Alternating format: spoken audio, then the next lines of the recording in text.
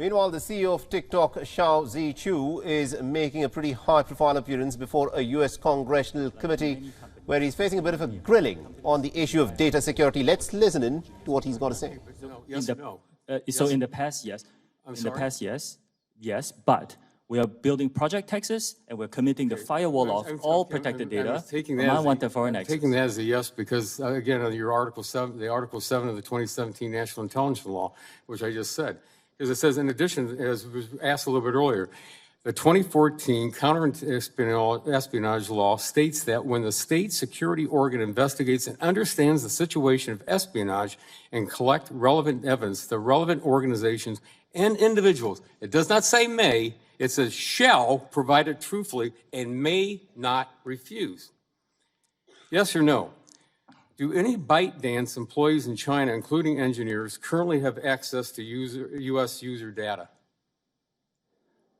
Today, all U.S. user data is stored by default in the Oracle Cloud infrastructure, and access to that is controlled by American personnel. Do any ByteDance employees in China, including engineers, currently have access to U.S. data? Congressman, I would appreciate this. This is a complex topic. Today, all data is stored by default. It's not that complex. Yes or no, do they have access to user data? After Project Texas is done, the answer is no. Today, there is still some data that we need to delete. But we've heard already from the ranking member that he hasn't, and that he doesn't really see that Project Texas is going to be useful. So I think I'm taking that as a no because, again, the question is what came to come up earlier, are that on December the 22nd of last year, when ByteDance confirmed some of its Chinese employees had accessed TikTok data to monitor and track the physical location of journals. So I took that as a yes from an earlier answer.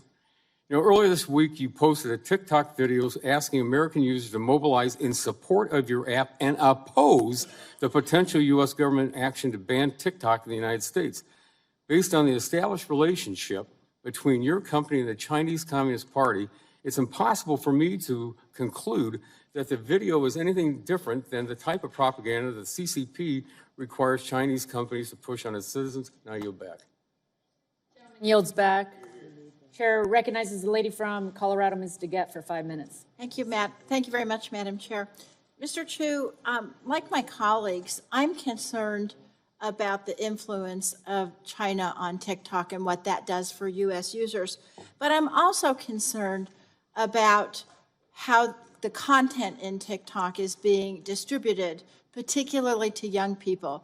This is not a problem unique to TikTok, but TikTok has 150 million users in the United States. And so I think you'll agree that TikTok has a particular responsibility to monitor content to make sure that it's safe and accurate. Would that be fair to say?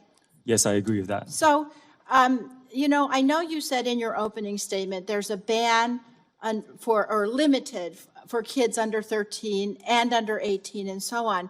But I know it won't be news for you that computer savvy kids actually can bypass some of those restrictions quite frequently, and they can do it even if they have parental oversight.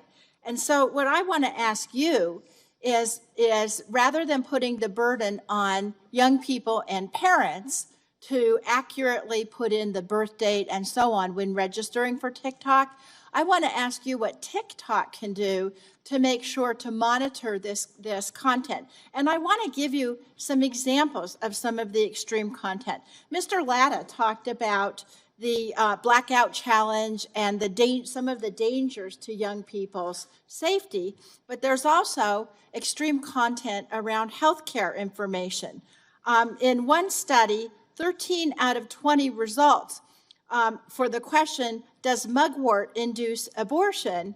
It talked about herbal so-called abortifacients like papaya seeds, which don't work.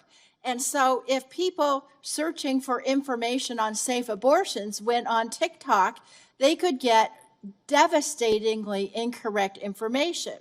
Another study showed that TikTok had a hydroxychloroquine tutorial on how to fabricate this from grapefruit. Now, there's two problems with that. Number one, hydroxychloroquine is not effective in treating COVID.